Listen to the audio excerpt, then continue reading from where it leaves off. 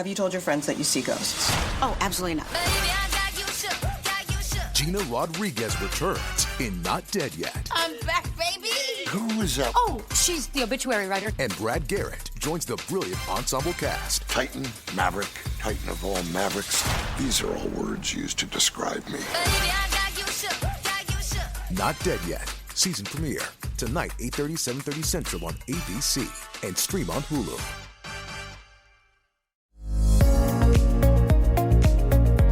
It's the Happy Families podcast. It's the podcast for the time-poor parent who just wants answers now.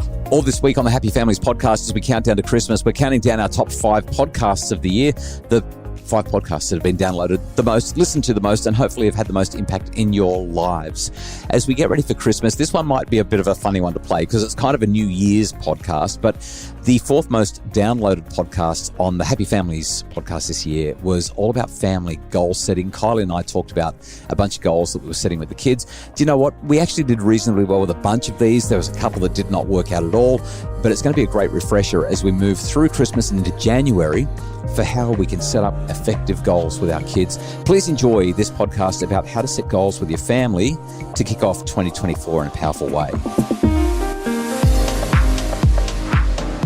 Kylie, you're aware that our kids have set a fitness goal? Well, they actually set it at the end of last year. That's right. They've set the goal so that we can fire up the year. Into it. Yeah, get it going really well. But are you aware of what the goal is? 2 of our kids have set a goal, and it's specific. They know exactly what they're trying to achieve. Are they trying to run 5Ks? They're trying to run 5Ks. Yeah, so we've got a couple of daughters who have acknowledged that their fitness and health are not quite where they need to be.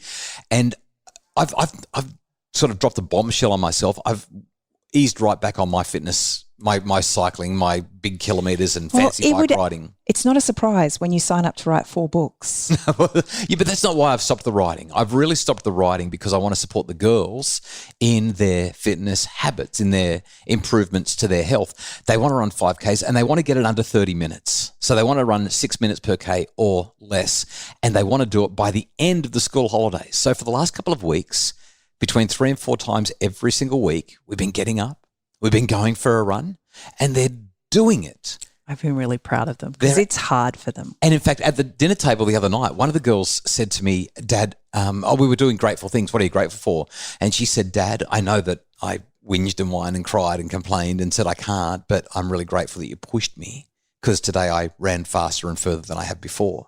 It was really cool. They're doing hard things. So today in our Happy Families podcast, we just want to take maybe 3 or 4 minutes. We want to do this fairly briefly and talk about family goal setting. What can you do as a family to set better goals?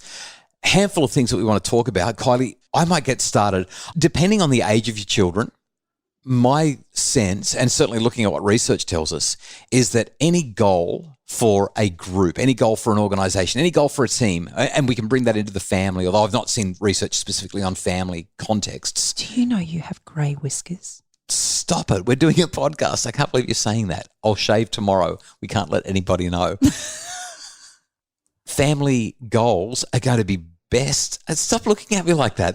I'm having a serious conversation here. Well, you don't usually have whiskers. And I'm on holidays, okay? I haven't you shaved. have whiskers and I've just noticed. I'm setting a goal to shave every day for the rest of my life. There is a lot. I can't believe you're doing this grey to me. whiskers. Well, my hair is not grey. No, your hair is not. My hair is not grey. So let's just focus on the hair and stop looking at the whiskers, which I'll be shaving. I'm now trying to do a podcast with my hand over my mouth. We've got to get buy-in. In fact, bottom up. By the way, I didn't say there was anything wrong with it. Bottom up. Now you're trying to recover. No. I just noticed. Can we just how many grey hairs? Can we just record the podcast? I know it's summer, but we still got to get a message across here. Family goals are going to be best if they're developed from the bottom up, not the top down. That is, when the kids have a really big voice in what the family goals are. Well, it has to be buy-in. And the only way there's buy-in if they actually create it.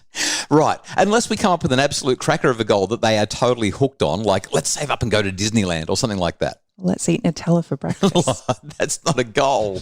That's a habit we've got to get out of. So number one, family goals start best bottom up. And I think the best way to get a bottom up conversation going about goals is to sit down with the kids and have one of those family meetings We've talked about it so many times on the podcast. We ask 3 questions. What's going great? What's not going so well? What should we focus on? And just by asking those 3 questions, you're basically saying to the kids, all right, we're doing a whole lot of stuff really well. A handful of things that we can improve on. If we were to improve on 1 or 2 of those things, what would they be? And that's essentially where we've come to with our kids' fitness goals. They've decided that health and fitness needs to be a higher priority. I asked them what they wanted in terms of their goals. They want to be able to run 5Ks in less than 30 minutes. And so now we're creating a system around that to get to that goal. And that's pretty much it. Kylie, what else would you add to a conversation about how to set family goals other than saying, hey, kids, what do you think? And then how do we set up a system around that? I think one of the most important things when it comes to goal setting is there needs to be accountability. There needs to be check-in points. Or else we're just having a conversation about something that we'd like to see happen, but there isn't any intention set on how we can record progress, how we can actually acknowledge progress. And without the recognition of progress, it's really hard for motivation to stay high and for our desires to continue to improve. Yeah, and one of the challenges that you have is when the kids set a goal or when you create a family goal, the parents actually become the police. They end up rousing on the kids if they're not doing what they said they were going to do because this was the goal and we were committed and now you're not doing it. And we feel like we have to push the kids and make it happen. The sense of autonomy and the encouragement of, I guess, creating the structure which gives the kids the scaffolding, the support that they need to be the instigators, the ones that are making it happen themselves, really, really essential. And when it comes to some big goals, like for our girls, running has not actually been in their vocabulary, let alone there. They don't run. They just, but they do now.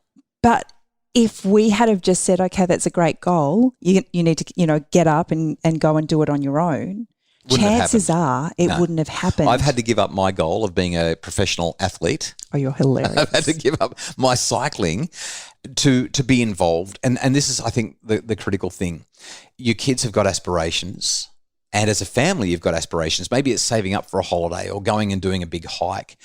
But the best way to keep things moving, the best way for motivation to be high is for, number one, kids to feel like they can reach it, like they've got the capability, the competence, the capacity to do it, even if they need a leg up, even if they need support. And number two, for them to be freely choosing it. But there's a third thing that's even more important. This is the one that you cannot do it without, and that is involvement. I think the only reason that our girls are now running around about 3.5 Ks without stopping and at a reasonable pace is because for the last 4 weeks, whatever it's been, I've been getting up with them and going for the run with them and dragging them out of bed, and because they've told me to do it.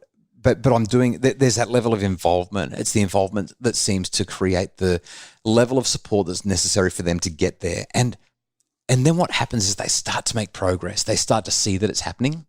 And those little pieces of progress give them more inspiration to get up again tomorrow and run again. Well, each day you've done it, you've been able to sit down with them and they've been able to look at the stats on their Fitbits on their Strava app, yeah. Strava and stuff and recognise and see that there's ebbs and flows. Some days they actually are doing really well, and then there are other days where they're just really flat, lethargic, lacking in energy, and it's hard work. But they can see when they improve, and that gives them such a boost to want to keep trying. If you've got younger kids, setting goals is probably, as a family, not a huge deal other than to say, hey, kids, here's what we'd like to do. What do you think? And it might be having a goal to go on a holiday, or it could be to do something every Monday or every Saturday, or whatever it is.